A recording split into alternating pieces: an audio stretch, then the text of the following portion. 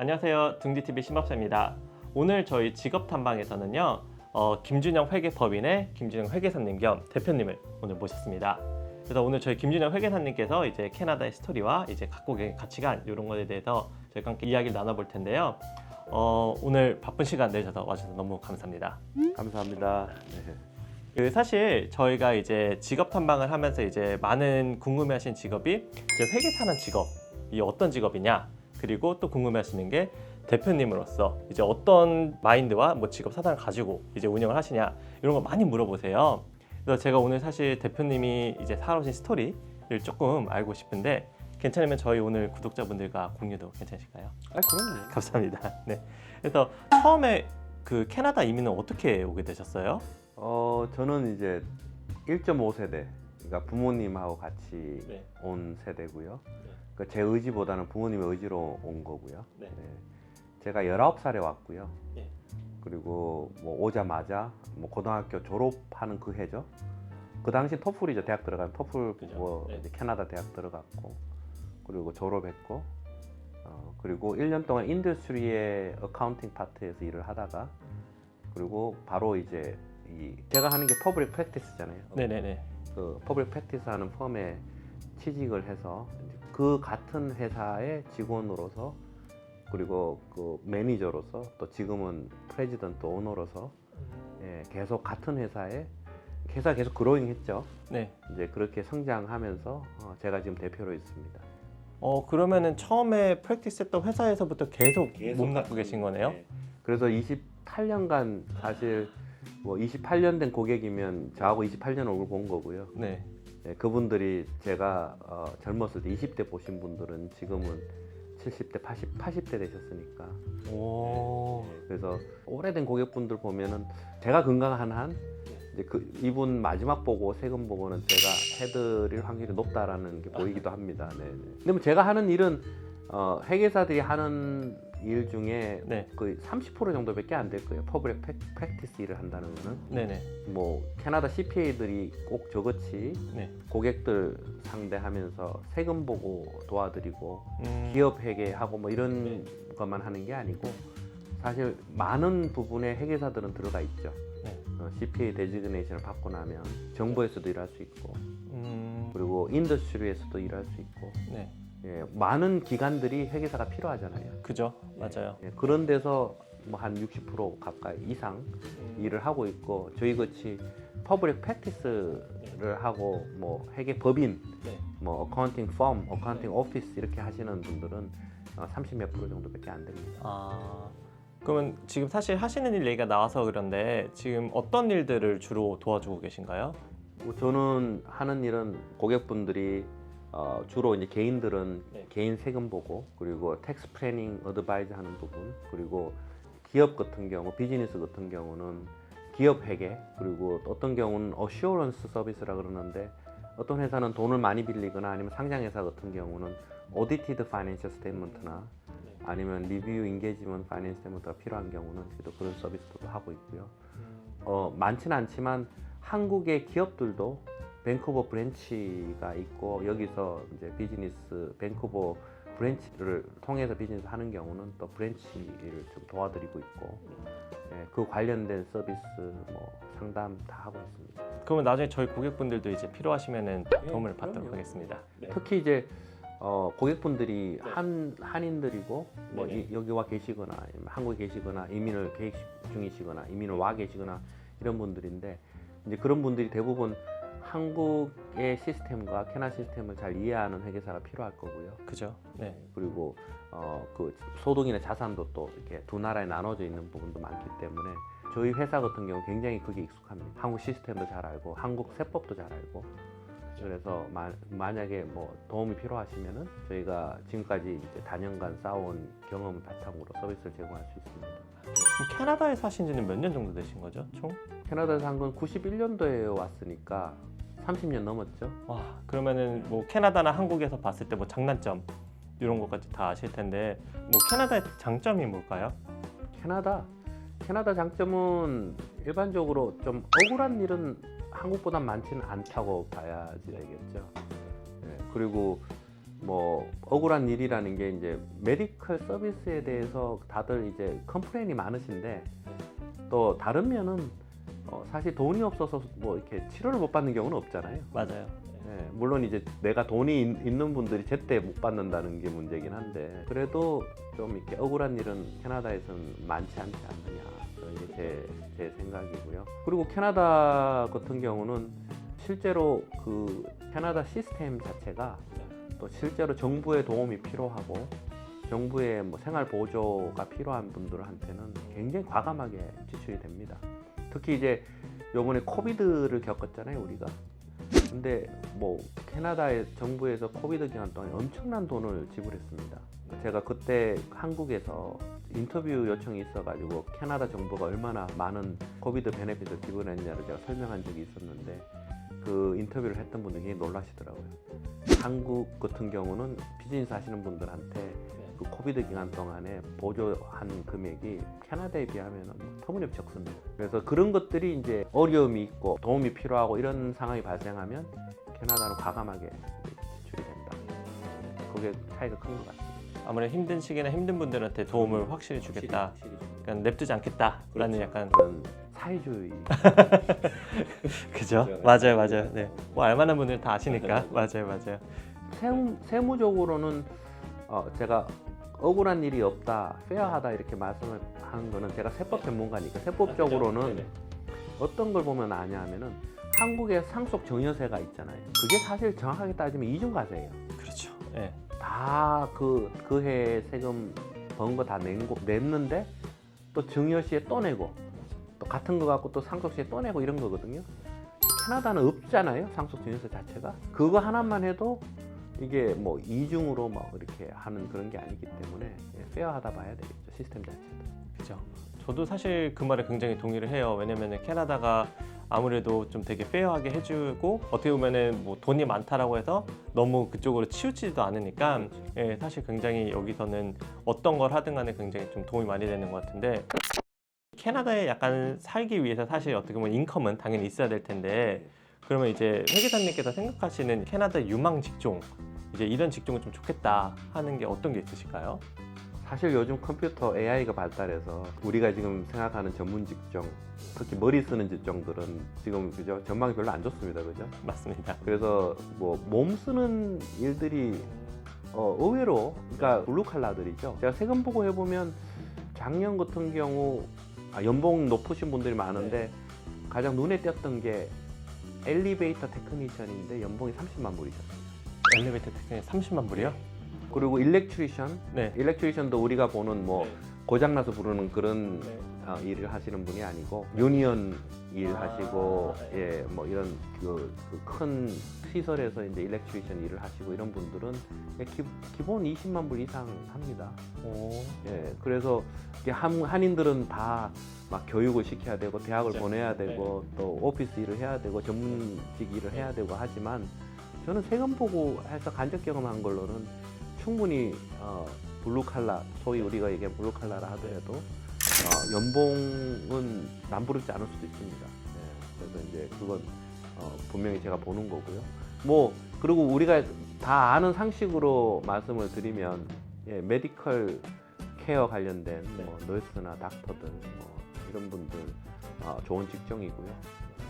그리고 뭐 IT 연봉 세잖아요. 뭐 대학 각 졸업해도 직장 잡기만 하면 뭐 연봉 뭐 10만 불 가까이 나오고 그러니까 좋은 직장 현재까지 그렇고요. 그리고 정부 보조받는 직업들 예를 들어서 내가 하는 일에 정부가 보조해 준다 그런 것들이 이제 차일드케어 같은 거 정부 보조금이 있어서 나름 그래도 뭐 코비드 기간 지나면서 더 각광받는 직업이기도 하고요. 그리고 뭐 RMT 마사지 테라피스트도 정부 보조금이 있죠. 메디컬을 쓸 수 있고 뭐 ICBC 관련돼서 또 뭐 나름대로 또 시스템이 있어가지고 또 받을 수 있는 돈이 있고 하기 때문에 그런 것도 괜찮고 그게 또 TCM도 그래도 남아 그 차이니스 메디슨 뭐 아큐펑처 뭐 거기도 뭐 이렇게 다 ICBC 관련돼서 또 금액이 있고 하니까 현재까지는 너무 숫자가 많아서 문제인데 현재까지는 괜찮아 보이는 업종 같기도 하고요. 예. 사실 그러면은 약간 한국이랑은 좀 트렌드가 다르게 한국은 원래는 공부해서 대기업 가라, 아니면 공부해서 공무원 되라, 약간 이런데 그것보단 여기는 아무래도 현장직 기술 아니면 뭔가 특별히 나만 할 수 있는 이런 걸 해야지 아무래도 좀 유망한 거네요, 많이. 그죠? 그 유니언이라는 게 무섭잖아요. 잘 아시잖아요. 그죠. 오래되다 보니까. 그래서 고등학교를 졸업하고 벌써 20대 초반부터 내가 예를 들어서 뭐 블루칼라 일을 해도 유니언에 속해서 하게 되면 또 시니얼러티 때문에 그죠. 나이가 40 정도 되면 남부럽지 않죠, 여기. 그죠. 예, 연봉도 많고 또 일하는 시간도 내가 원하는 시간 정할 수 있고 그런 게 이제 우리가 이민자로서 마이너리티로서 에이시안으로서 캐나다에서는 사실 그런 정보가 많지 않기 때문에 그리고 또 그걸 또 꺼려 하잖아요. 그죠. 전부 다 그냥 프로페셔널 하려고 그러고 사무실을 시키려고 그러고 닥터를 시키려고 그러고 하기 때문에 못 보는 것 뿐이지 네. 예, 사실은 그 눈만 돌리면 특히 이제 자녀분 중에 공부에 관심 없는 분들 그런 그죠. 분들은 지금 그런 뭐 일렉트리션 그런 뭐 테크니션 좋습니다. 그런 아예 처음부터 그쪽으로 나가시고 젊은 나이부터 유니언 잡을 잡으시고 하면 굉장히 좋은 잡입니다. 그죠. 왜냐면 아무래도 역시 캐나다가 그런 쪽으로 많이 뭔가 잘 되어 있는 것 같아요. 그럼요. 네. 그런 직업들이 나중에 영주권 하기도 굉장히 수월해가지고 네, 영주권도 잘 되고 나중에 와서도 내 본업으로도 할 수 있으면 얼마나 좋아요. 그게 제가 얘기했던 그 일렉트리션 저 가장 친한 이민 동기신데 네네.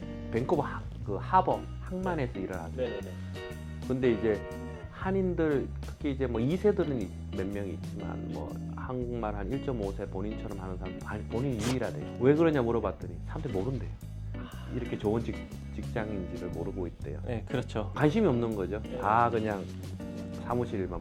그러니까요. 맞아요. 그분이 이제 연봉이 25만 불.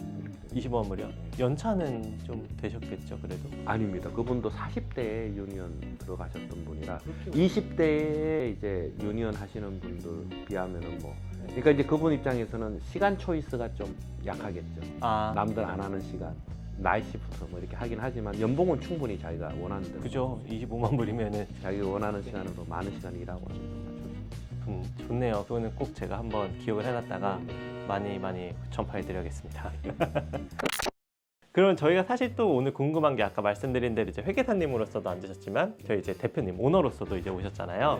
취업을 꿈꾸고 있는 많은 분들도 저희 유튜브를 보시는데 많이 궁금해하시는 게 있어요. 어떤 직원을 원하는지, 대표님들의 마음은 어떤지 이런 게 좀 있어서 거기에 관련 몇 가지 조금 제가 질문을 준비를 했는데 그 대표님으로서 이제 직원을 고용할 때 가장 중점적으로 보시는 부분이 있어요. 첫 번째로는 성실하지만 일을 잘 못하는 분이 있고 아닌데 불성실하지만 일을 잘하시는 분이 있어요. 두 분 중에 그래도 어떤 분을 조금 더 선호하실까요? 인터뷰를 뭐 예를 들어서 10분, 20분 봐갖고는 잘 모르겠더라고요. 그래서 뭐 인터뷰를 뭐 한 번, 두 번 하고 뭐 일을 시켜보지 않는 상태에서 채용을 결정을 하는 상황이잖아요. 그럼 일단 성실한 걸 먼저 보겠죠. 그런데 이제 3개월이라는 프로베이 피리어드가 있잖아요. 적성이 어느 정도 되는지 이제 3개월 안에 확인을 해보고 만약에 적성이 안 맞는 분도 많기 때문에 3개월 안에 이제 그게 판단이 되면은 어쩔 수 없이 이제 채용을 못하는 상황이 되겠죠. 근데 이제 일이라는 거는 내가 성실하면 속도가 좀 느리지 또 성실한 분들은 또 시간이 걸리다 뿐이지 또 따라오는 경우도 많습니다. 맞아요. 성실한 분들은 뭐 계속 사실 성격은 잘 변하지 않는 거니까 맞아요. 그러면은 뭐 대표님은 이제 보실 때 면접이나 처음에 봤을 때 성실함 이게 가장 중요한 거네요. 성실함은 뭐 사람 많이 보니까 또 네, 표정이나 네. 뭐 이런 말투나 아니면은 뭐 말하는 거 이거 다 보고 알는데 또 과거 얘기를 물어보면 또 성실하신 분들은 직장도 그렇게 자주 안 바꾸고요. 맞아요. 그러니까 막 1년에 한 번씩 직장 바꾸고 이러신 분들은 사실은 좀 꺼려합니다. 저는 개인적으로. 이유가 있다. 네네네. 지금 회사가 제가 알기로는 한인 중에서는 제일 큰 회계 법인으로 갖고 계신 걸로 알고 계신데 네. 혹시 직원 수 몇 분 정도 되시는지? 저희 직원 한 25명 정도 되고요. 파트너는 4사람, 제가 이제 대표로 있습니다. 대표로 되시고 회계 법인 중에 제일 큰 거네요, 그죠? 한인 회계 법인 중에 캐나다 내 캐나다 내에서는요. 아, 그런 걸로 알고 있습니다. 그렇죠. 그래서 아무래도 좀 배울 게 저도 많은 것 같습니다. 그러면 이제 그 직원분들 중에 아니면 왔다 갔다 하는 직원분들 중에 대표님이 느끼는 이제 일잘러들 있잖아요. 뭐 요새 신조어로 뭐 일 잘하는 분들 생각하는데 어떤 분들을 봤을 때 이분은 일 잘러다 이렇게 생각을 해보실 수가 있을까요? 나름 일머리하고 공부하는 머리는 좀 틀리더라고요. 근데 공부를 잘하고 학벌이 좋다고 해서 일을 잘하지는 못해. 잘 아시죠, 그죠? 네, 알죠.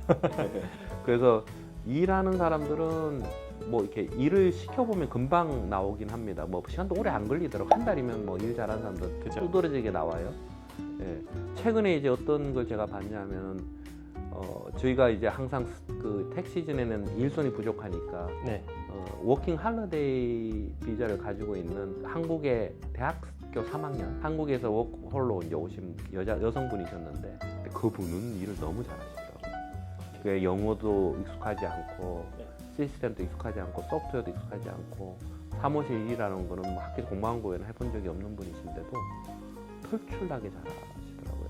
뭐 그냥 그 집중력이 좋으신 거죠. 응용력도 좋고 또 성실까지 하신 성실까지.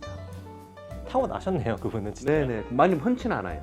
근데 요번에 아주 특별한 경험이었어요. 그분이 보고 계시면 너무 좋아하실 것 같아요. 극찬을. 아유 뭐 사실입니다. 우리 사무실 모든 분들이 아는 오, 이 정도로 극찬해 주실 분이 궁금합니다. 네. 그러면 그런 일잘러 분들도 사실 같이 일하셔서 좋긴 한데 이제 많은 분들이 사실 일잘러가 되기 위해서 먼저 취업을 좀 해야 돼요. 네. 근데 취업을 하기 위해서는 이제 대표님이 봤을 때 이제 이분들이 취업을 하기 위해서 좀 취업을 잘할 수 있는 캐나다의 팁 이런 것 좀 한번 알려줄 수 있을까요? 일단 인터뷰 잘 하셔야죠. 네. 의외로 저희가 광고를 하고 이제 레즈메를 받고 인터뷰를 보면 준비를 안 해고 오신 분들이 굉장히 많아요.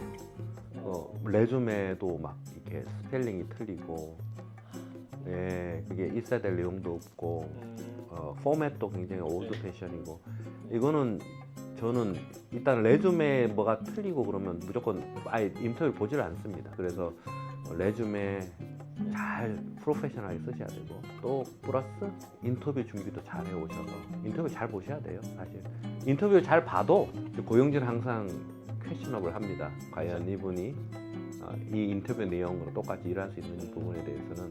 근데 인터뷰 잘 못 보면 아예 제거도 안 할 겁니다. 네. 그럼 인터뷰 잘 보기 위해서 어떤 준비가 필요할까요? 어떻게 준비할 수 있을까요? 인터뷰는? 인터뷰는 굉장히 긍정적인 에너지가 나와야 됩니다. 본인 성격도 중요하긴 한데 예를 들어서 이제 그 인터뷰 과정 속에서도 부정적인 이미지가 나오는 경우가 있거든요. 네네. 네, 그런 경우를 피할 수 있도록 연습을 하셔야 되겠죠. 그렇죠. 연습이지 항상죠. 사실 맞아. 인터뷰 저도 이제 뭐 옛날에 인터뷰를 몇 번 봤었는데 다른 분들은 인터뷰 볼 때 아무래도 긍정적인 거, 그 에너지, 약간 요거를 사실 제일 중요한 것 같긴 해서.